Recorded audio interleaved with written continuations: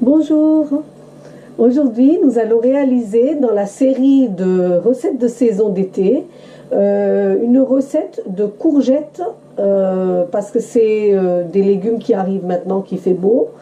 Et moi, j'encourage toujours à utiliser les produits qui sont de saison. Donc, une recette de courgettes, mais un korma de courgettes. Alors, qu'est-ce que c'est un korma? Un korma, c'est une sauce onctueuse, soit à la base de crème, soit à la base de amandes. Et celle-ci de recette, elle est donc spécifique parce qu'elle est au lait de coco. Donc, ceux qui n'aiment pas la coco ou ne supportent pas la coco peuvent remplacer le lait de coco ou la crème de coco par de la crème fraîche.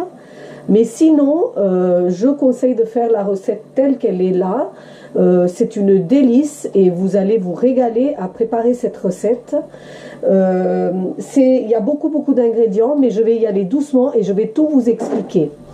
Je voudrais aussi faire un petit coucou à l'Alliance française de New Delhi, où j'ai une copine qui s'appelle Gunjan, qui diffuse mes recettes à ses élèves, parce qu'elle dit que j'ai un accent qui n'est pas trop français et donc qui est plus compréhensible pour les élèves indiens.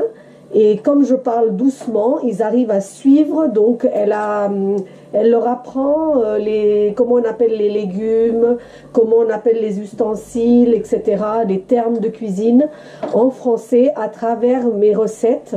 Donc je leur fais tous un petit coucou et je leur remercie de regarder mes recettes et apprendre la langue française à travers moi.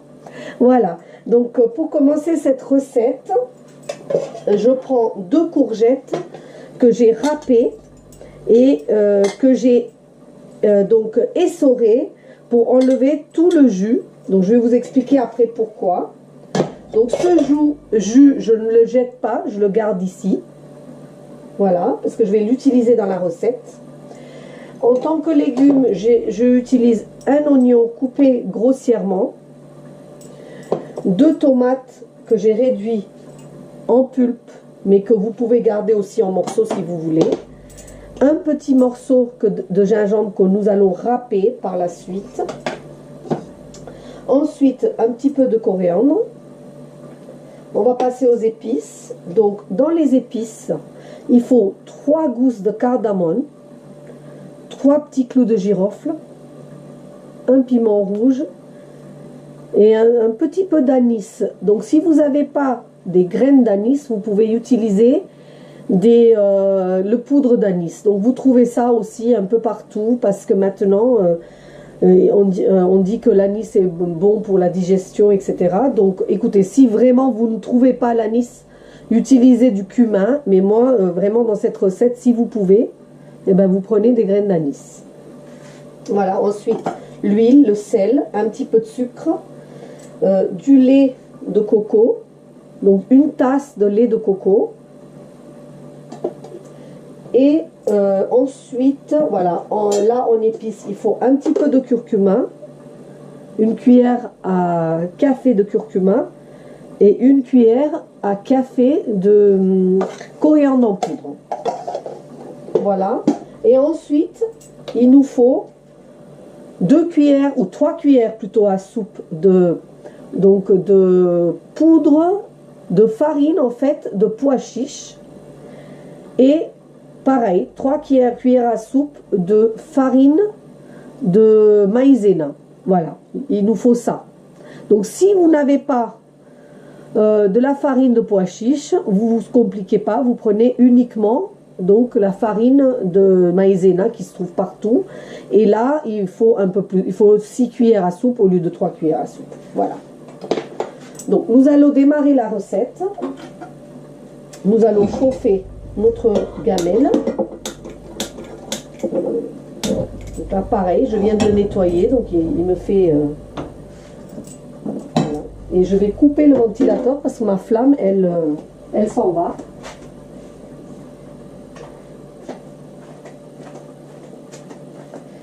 Donc dans ma gamelle, je vais mettre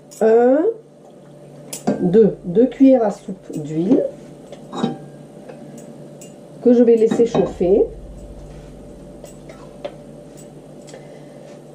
Après, dans cette gamelle, je vais mettre mes petites épices.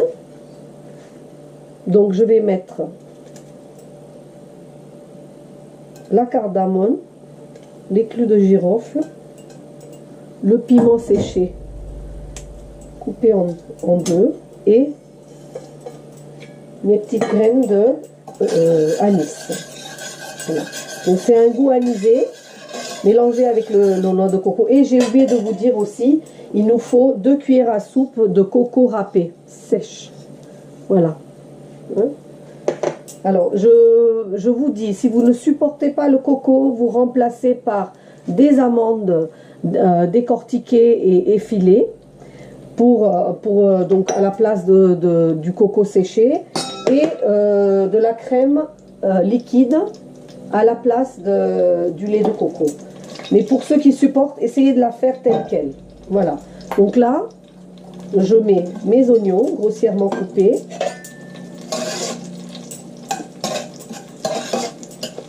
Et tout de suite, voilà, je prends le morceau de gingembre que j'ai donc épluché et que je râpe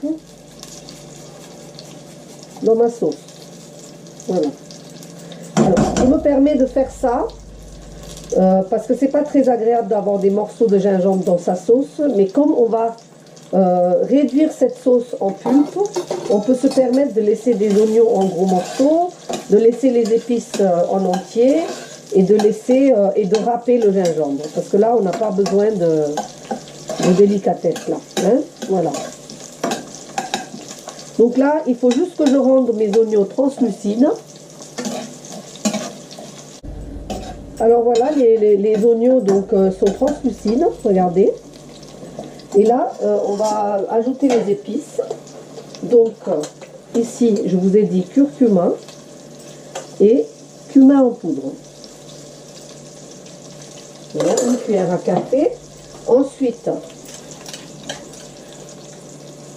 une cuillère à café de sucre. Donc, 2 cuillères à soupe de noix de coco râpée, bien grillée ici. Notre purée de tomates. Donc c'est bien 2 tomates que j'ai réduit en purée. Hein. Et vous pouvez mettre les morceaux, mais moi j'ai l'habitude d'accélérer la cuisson en faisant la purée. Donc c'est ce que je fais ici. Et là, on va saler.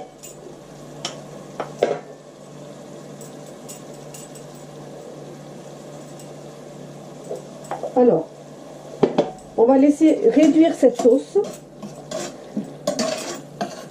On va laisser réduire cette sauce pendant 5 minutes. Et après, on va refroidir. Donc, on va refroidir cette purée complètement avant de le broyer. Donc, vous allez laisser mijoter cette sauce 5 minutes à feu doux. Voilà, hein, vous allez laisser. Regardez là. Et pendant ce temps-là, nous allons préparer nos courgettes. Donc ici, comme je vous ai dit, je laisse la sauce réduire, je couvre et je laisse 5 minutes.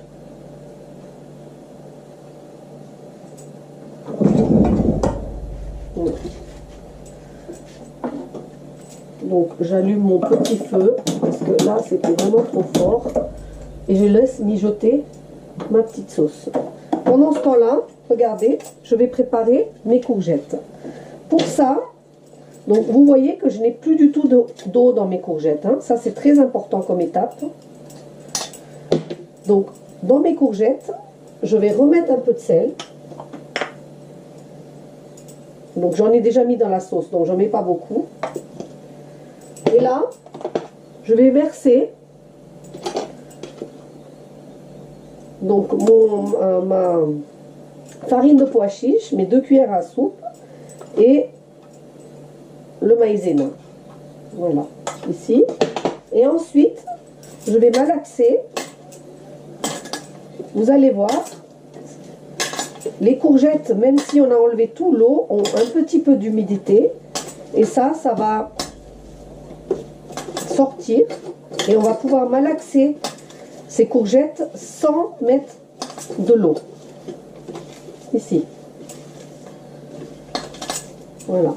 Là, je vais mettre la moitié de mes coriandres et je vais continuer. Vous voyez ici, regardez, j'ai pas mis une goutte d'eau et j'ai mes boulettes qui sont là.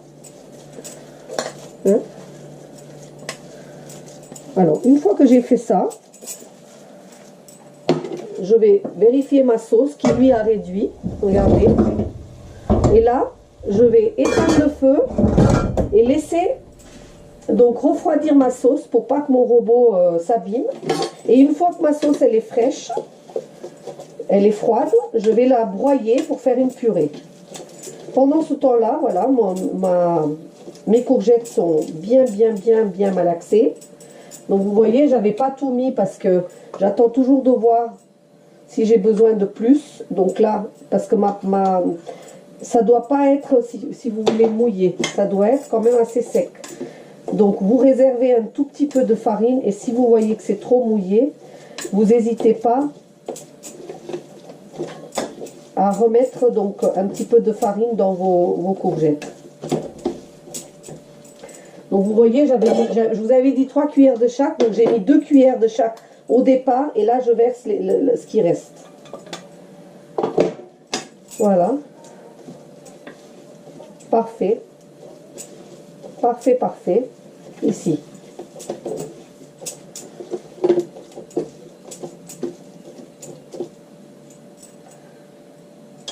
Voilà. Ne vous inquiétez pas, mes mains sont propres. Je suis toujours en train de laver mes mains. Donc je peux faire ça avec mes mains. Voilà. Voilà. Ensuite, donc toujours pendant que ma sauce refroidit, je vais prendre de l'huile. Donc je vais prendre, alors je vais pas faire une grande friture parce que c'est jamais très agréable de manger des choses frites. Mais dans cette recette, on est obligé de faire des petits beignets. On n'a pas le choix. La recette est ainsi. Donc, on va chauffer une petite, ça sert à rien de perdre trop d'huile. Donc je vais chauffer une petite gamelle où je vais mettre de quoi faire des petits beignets. Voilà. Et là, je vais laisser chauffer mon huile. Donc là, mon huile est chaude, donc je l'ai testé avec deux petits beignets. Vous voyez, vous n'avez pas besoin de mettre beaucoup d'huile parce que vous allez perdre cette huile par la suite. Et là, vous prenez des petites quenelles donc de courgettes, donc de beignets de courgettes, et vous les posez délicatement. Alors, vous pouvez aussi faire, vraiment si vous êtes contre la friture, vous pouvez faire ça comme des nuggets avec juste une goutte d'huile sur une poêle style Tefal. Hein, vous pouvez le faire juste aller-retour et attendre que le beignet soit bien cuit. Voilà, hein, mais bon, moi je vous montre la recette telle qu'elle est au départ. Après, vous pouvez modifier selon vos goûts. Ça ne changera pas le fait que ça sera délicieux. Donc vous pouvez le faire, je vous dis, vous pouvez poser vos petits ronds sur une poêle légèrement graissée et puis faire ça.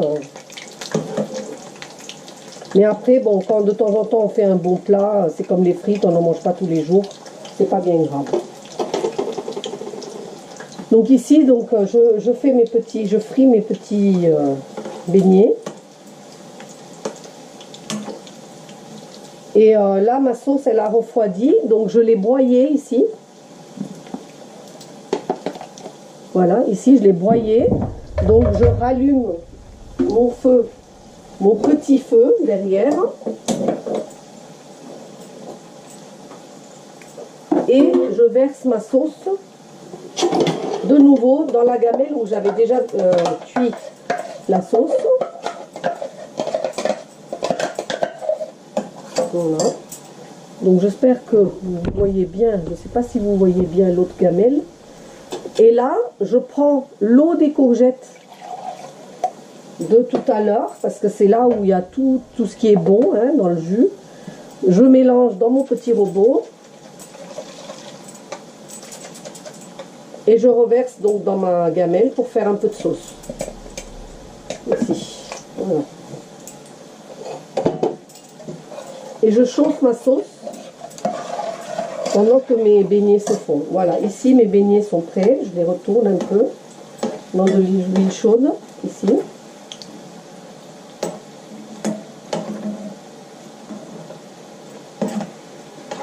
Évidemment, comme j'ai pas mis beaucoup d'huile, ben, ça flotte pas dans l'huile. Hein, il va falloir que je les tourne. Voilà. Donc, voilà. Regardez les beignets. Voilà. Donc là, j'y goûte bien.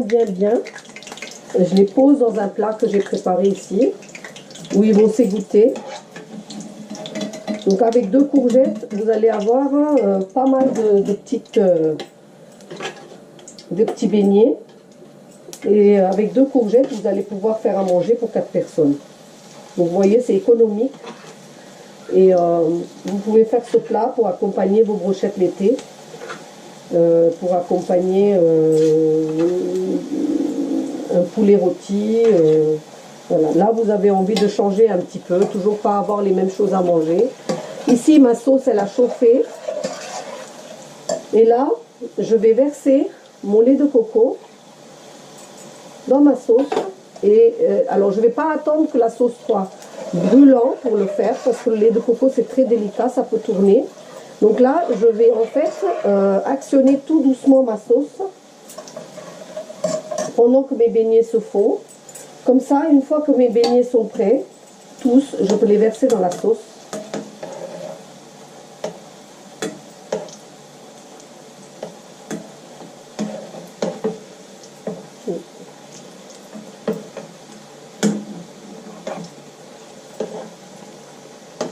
Je pense qu'il faut faire ça avec une fourchette, parce que là je m'embête avec une spatule qui est très grande. Voilà, donc là j'ai réalisé une vingtaine de beignets de courgettes avec 2 courgettes. Et ma sauce, elle est prête aussi. Donc ici, vous voyez, elle est bien onctueuse, elle n'a pas tourné et elle est prête à servir. Alors, ce que je vous conseille, c'est de ne pas mettre les beignets en entier, tous les beignets dans la sauce trop à l'avance, parce qu'ils vont s'imbiber de sauce et ils vont devenir, ils vont se remplir d'eau, donc ils ne seront pas croustillants. Avant de servir, vous versez les beignets au-dessus de votre sauce, juste avant de servir. Donc, vous pouvez faire les beignets à l'avance. Vous chauffez la sauce, voilà, et vous mettez vos beignets. Et puis chaque personne va mélanger ses beignets.